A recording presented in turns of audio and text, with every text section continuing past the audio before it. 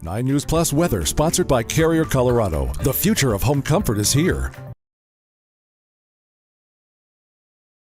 Hey everyone, 9 News meteorologist Greg Perez here with an update to the forecast, and this is all as we prepare for a wintry system that's going to move into the picture late tonight, early tomorrow.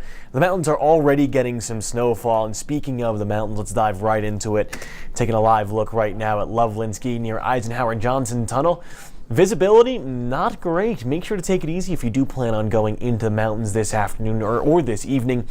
Of course, driving this evening into tomorrow, it's going to be a little bit difficult, especially throughout the early hours of tomorrow morning.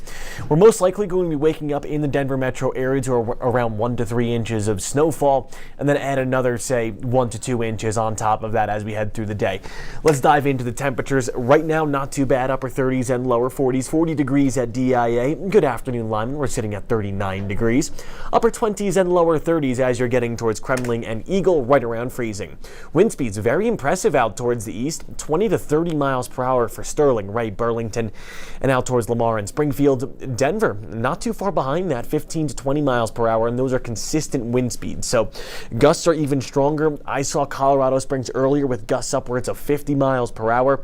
So those gusts are going to be staying strong, and when you combine that with some snowfall, that will impact visibility, especially on those roadways out towards the plains tomorrow. Make sure to keep that in mind. HD Doppler radar already showing that snowfall along the western half of the state and pushing into the high country. Eastern half of the state, including Denver, not so much. We are going to be getting the snow. We just have to wait until later on this evening, mainly after 9 o'clock. So let's bring you through that right now, as we do have that winter weather advisory, and of course we have the winter storm warnings in effect on top of all of that. Once again, a winter storm warning is in effect down towards the south and eastern portion of the state and down towards the south and western portion of the state. So the southern half of Colorado, all winter storm warnings and winter weather advisories. The northern quarter, not as much. 4 to 10 inches out towards the plains, Burlington down through Lamar, and Trinidad, 50 mile per hour gusts. Tomorrow's going to be one of those days, at least for me, where you'll want to work from home, because those conditions on the roadways are going to be a little bit of an issue.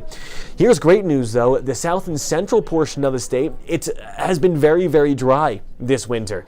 They're going to be getting an additional 6 to 18 inches of snow, now gusts up to 60 miles per hour. This is great news for the snowpack down near Alamosa. That tends to be a dry spot. At least they're going to be getting some moisture down there. I know they're a little bit light on snowpack so far. 6 to 14 inches of snow down from Montrose through Telluride and even Durango and US 160. So things are going to be very snowy. Conditions are going to be not great, especially starting later on this evening. Denver, after 9 o'clock is when we're expecting some of that snowfall, but you can see the southwest quarter of the state still getting hammered with snow throughout the afternoon into the evening hours. By Wednesday morning, we're going to be waking up in Denver to say 1 to 3 inches of snow, and then add another 1 to 2 inches as we head through the morning and into the afternoon hours. Things start to finally break up for Denver between 6 and 7 o'clock, so we are going to be getting consistent snow throughout the day tomorrow, which could impact travel time. Once again, if you have the opportunity to work from home, I would certainly do so, because not only are we going to be working with some snowfall and some very slick road conditions, but it's also just going to be bitterly cold.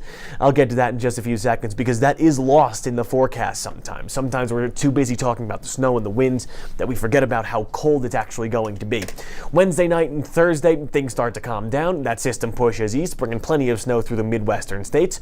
We're going to be left with some spotty snow showers near Alamosa and just to the west of the I-25 corridor come Thursday afternoon, but Denver completely dry, even though temperatures are going to be chilly. We're looking at around 4 inches of snow in Denver, and here's our confidence forecast. The most likely scenario, 3 to 6 inches.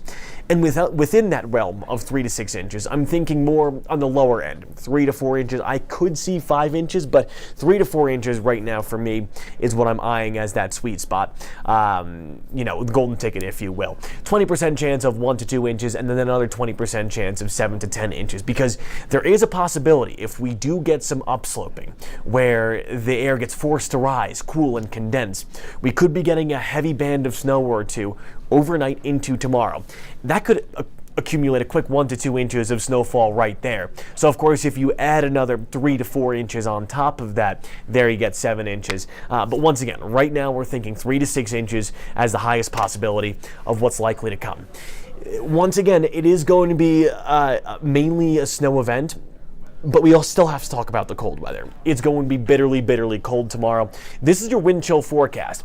Actual temperatures come tomorrow afternoon are going to be in the upper teens and lower 20s, but wind chills come tomorrow afternoon. Check this out.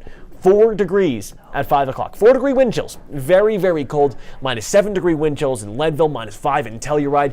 Tomorrow, once again, should be a day where you'll want to stay indoors and enjoy maybe a nice Netflix film with a cup of hot chocolate and a bowl of soup. Wednesday evening is still very, very chilly.